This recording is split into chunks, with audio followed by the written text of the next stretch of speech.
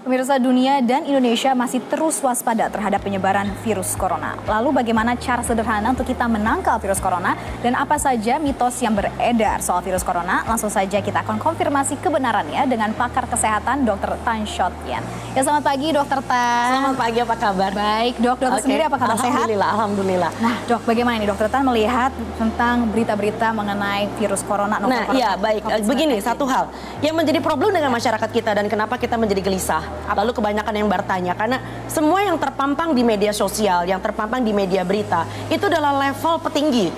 Level petinggi itu mereka bicara tentang data, mereka bicara tentang klinis, mereka bicara tentang, yaitu loh, pemakaian hazmat yang mengerikan itu, lalu penuh desinfektan. Nah, kita lupa untuk menjelaskan kepada masyarakat bahwa nomor satu, virus corona itu adalah virus yang ada di mana-mana, termasuk di hewan, yang normal ada.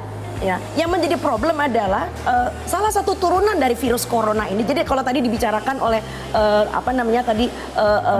jurnalis mengatakan bagaimana cara virus corona yang mana dulu nih, gitu loh ya. Nah, kita punya banyak jenis virus corona. Nah, yang kedua yang menjadi problem adalah istilah yang masih kacau. Tolong dibedakan antara definisi epidemiologi, definisi klinis, dan definisi definitif laboratorium. Nah, kita mengenal ada 4 tahap definisi epidemiologi.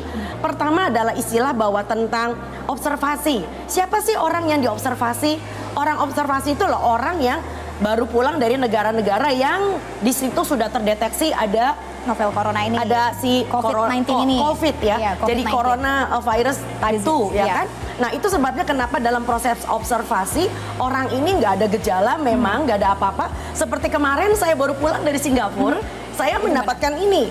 Nah, ini adalah bagian dari observasi. Jadi artinya saya harus menuliskan nama saya, alamat, nomor kontak dan sebagainya. Bagian yang lebar ini saya harus simpan di rumah. Yang setiap saat bisa saya baca lagi. Lalu kemudian yang ini disimpan oleh petugas kesehatan. Yang apabila saya punya masalah, saya tinggal bawa lembar yang besar yang saya pegang ke fasilitas kesehatan. Saya baru pulang dari negara ini, walaupun di sana tidak terjangkit, tetapi saya kena dengan order sebagainya. Ya, jadi pertama adalah observasi. Jadi jangan panik, gitu loh ya. Menggunakan thermal scanner dan sebagainya. Yang kedua adalah suspek. Suspek itu artinya adalah orang yang punya gejala demam, lalu kemudian batuk, lalu kemudian ada sesak, tetapi dia memang punya riwayat kontak. Riwayat kontak apa? Dengan orang yang pernah dari negara yang terjangkit, kontak dengan orang yang atau dia sendiri berasal dari negara endemik tersebut. Nah, ini pantas nggak nih Dokter Tan? Misalkan sekarang lagi musim flu juga, dan ini kan untuk simptomnya mirip-mirip juga dengan influenza pada itu umumnya. Sebabnya kenapa harus kita mengatakan kalau memang baru observasi, belum sampai ke suspek, udah, nanti ada caranya. Ya. Lalu level 3 adalah probable. Probable artinya mungkin orang ini kena coronavirus tipe 2. Makanya orang seperti ini lalu diisolasi. Tapi bukan berarti orang ini kena virus corona tipe 2 yang sekarang lagi heboh. Bisa aja dia kena virus yang lain gitu ya kan, atau virus pan-corona. Pan-corona artinya adalah virus-virus corona yang lain, tapi bukan tipikal yang COVID-2.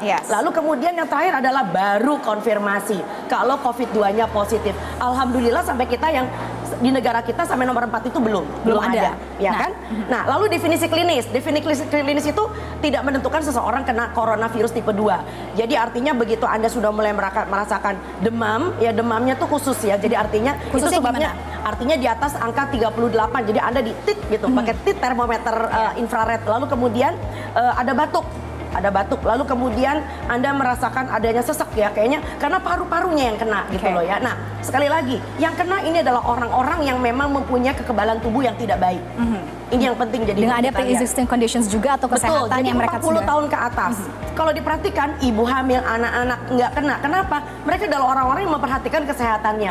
Mereka yang masih makan dengan baik dan sebagainya. Tetapi buat lansia yang meninggal banyak di luar negeri kan umur 70 tahun ke atas. Mereka yang sudah punya penyakit macam-macam gitu loh, terutama itu. Jadi sekali lagi. Tapi tidak menutup kemungkinan juga ini bisa juga menyerang kepada mereka yang dengan umur di bawah 40 tahun juga kan, Dok? Tetapi, antisipasinya gimana nih, Dok? Nah, antisipasi, kita masuk ke dalam antisipasi. Itu yang sebabnya kenapa kita ini masih kacau dan masih bingung. Pertama, kita harus menerapkan dulu yang disebut dengan antisipasi level rumah tangga. Level rumah tangga nomor 1 adalah biasakan kita punya suami, punya anak, punya mertua, punya pembantu, siapapun yang ada di rumah itu punya kebiasaan baru yang saya bilang normalitas yang baru. Satu, rajin cuci tangan, ya. Tapi rajin cuci tangan kalau habis itu kita makan bakwan goreng percuma.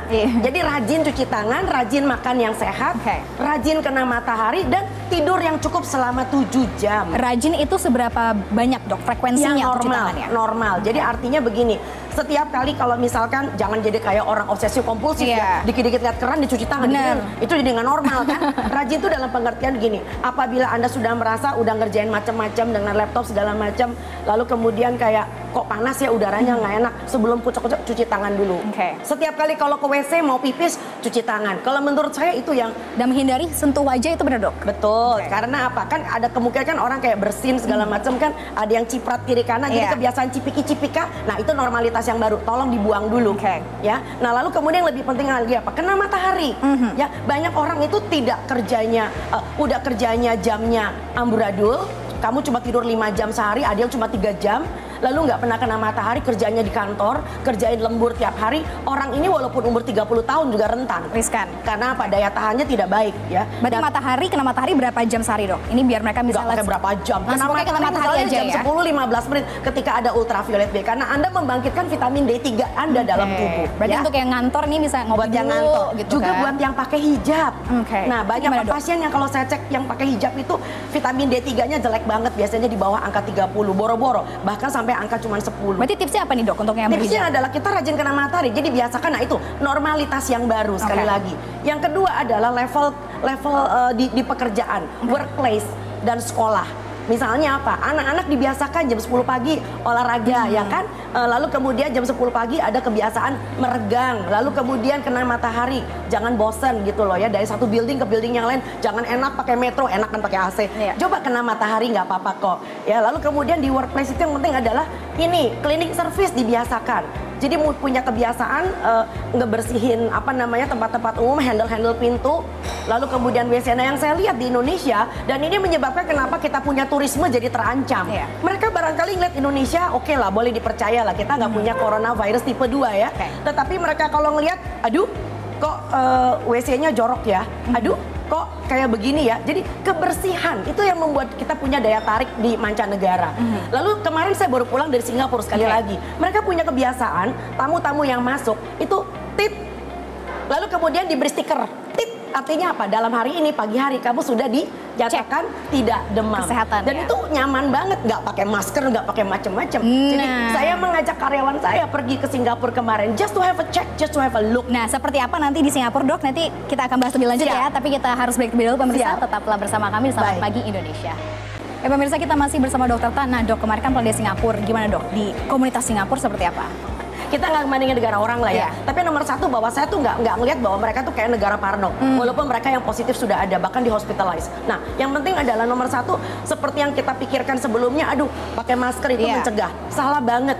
Pakai masker itu justru buat orang yang sudah merasa dirinya sakit. Problem dengan orang Indonesia adalah nggak tahu diri. Nah, nggak tahu diri ini membuat haji. Lalu kemudian orang lain, kok jadi gue sih yang bisa kena gitu loh ya. Kebiasaannya lagi. Jadi, nah sekali lagi ada level rumah tangga, level komunitas, ada lagi level kerja, level wilayah kerja, working space dan community. Nah, bagaimana kita menerapkan RAPI? Ini pertemuan saya nih. RAPI adalah bicara tentang kita punya rencana antisipasi. Di tempat kalian kerja, di tempat sekolah, udah ada nggak rencana antisipasinya tuh apa? Ya misalnya kalau ada anak demam, jangan ibunya bilang, saya takut anak saya ketinggalan nggak sekolah. Ada yang demam, aduh nanti gaji gue kurang karena gue nggak dapat uang makan dan sebagainya. Rencana antisipasi. Kalau orang ini perlu karantina diri selama 2 minggu di rumah, kira-kira bagaimana dia kerja online, ya kan? Lalu yang kedua adalah pengkinian informasi. Pengkinian informasi adalah yuk kita masuk ke dalam website pemerintah, ya karena itu adalah website yang bisa dipertanggungjawabkan. Hentikan tentang hoax. Hentikan WhatsApp group. Ya, gitu udah. Kita juga bukan orang yang ngerti banyak tentang virus. Kita bukan ahli virologi. Yang ada jadi hoaxnya makin-makin. Minum air putih lah, minum jahe lah.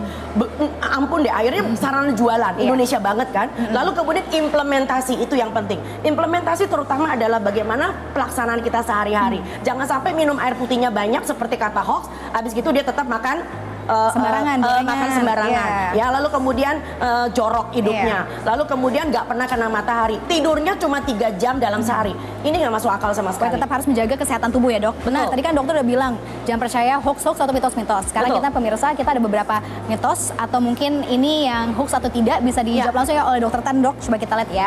Ada grafiknya beberapa nih dok. Mungkin yang paling pertama itu adalah bisa kita lihat nih. Virus corona dapat dicegah dengan rutin minum air putih dan menjaga tenggorokan lembab. Itu yang saya mengatakan, mau lembab mau enggak tenggorokan kita memang udah lembab. Kalau nggak lembab kita harus sakit leher. Berarti ini hoax ya dok?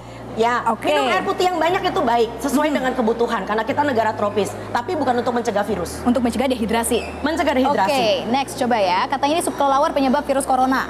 Ya, sampai sekarang sebetulnya negara-negara maju itu termasuk WHO sedang mencari sumber penularan. Karena corona itu adalah sebetulnya adalah famili dari virus yang ada di mana-mana. Anjing kamu, kucing kamu juga punya coronavirus gitu loh ya. Makanya vaksinasi hewanmu. Sebab yang kita takutkan adalah mutasi. Bagaimana virus yang tadinya biasa terdapat di dalam hewan, lalu pas sedang kita lagi apes, lalu dia masuk ke dalam kita, lalu dia bermutasi menjadi virus yang bisa menyerang orang. Dan deadly. Jangan itu ya, lupa normalitas yang baru, vaksinasi hewan peliharaan. Vaksinasi hewan peliharaan, nah pemirsa. Betul. Nah, next ada lagi nih untuk hoax atau tidak. Kita tanya ke dokter Tan nih dok. Katanya virus corona bisa sembuh dengan bawang putih. Bawang putih itu buat anti setan. Anti setan. Anti corona. Nggak mungkin. Oke, next katanya wudhu bisa hancurkan virus corona. Insya Allah wudhu itu membuat kita punya kebiasaan cuci-cuci. Bersih-bersih. Tapi bukan tentang coronanya. Cairan antiseptik bisa bunuh virus corona. Nah, itu yang bahaya. Cairan antiseptik atau gel itu kerap kali akhirnya dipakai dalam keadaan tangan masih kotor. Yang terbaik adalah dengan air mengalir dan cuci tangan. Dan tahu nggak lamanya cuci tangan mestinya berapa? Nyanyi happy birthday 2 kali. Happy birthday to you, happy birthday to you. Dengan tempo yang sedang ya dok. Happy birthday dear Cila. Anak saya hari ini ulang tahun. Ulang tahun Cila. Happy birthday to you. Bisa sambil diulang lagi.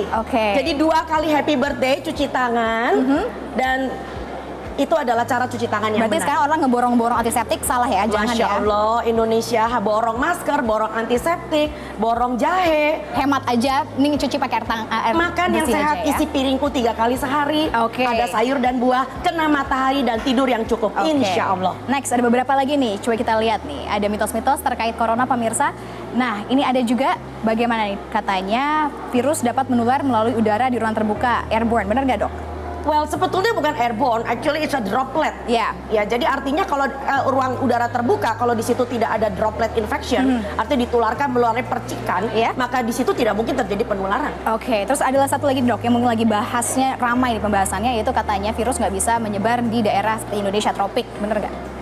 Yes and no, karena itu sama sekali belum ada tanda-tandanya. Sebab contoh ngomong, kalau seandainya orang yang terkena itu berasal dari negara yang wabah, nyampe Indonesia, bisa aja kita punya yang namanya penularan antar manusia.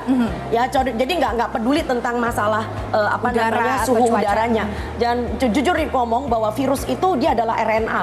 Virus corona adalah keluarga dari virus yang ribonukleik, genomnya adalah ribonukleik. Dan virus-virus RNA, keluarga RNA ini mudah sekali dan tidak stabil, sehingga dia mudah sekali bermutasi, dan itu yang kita takutkan. Dan berarti untuk menghadapi ketakutan ini kita harus seperti dokter tadi, jaga kesehatan dengan rapi tadi ya, hidup dengan rapi, punya rencana antisipasi dari kantor, dari sekolah, level rumah tangga, lalu kemudian kita punya pengkinian data, bukan data hoax tapi data pemerintah, lalu kemudian implementasinya bagaimana, jangan ngomong doang tapi ngaco, laksanakan. Indonesia bisa dan Indonesia pasti perkasa. Pasti perkasa. Terima kasih Dokter Tan sudah hadir. Selamat pagi Indonesia.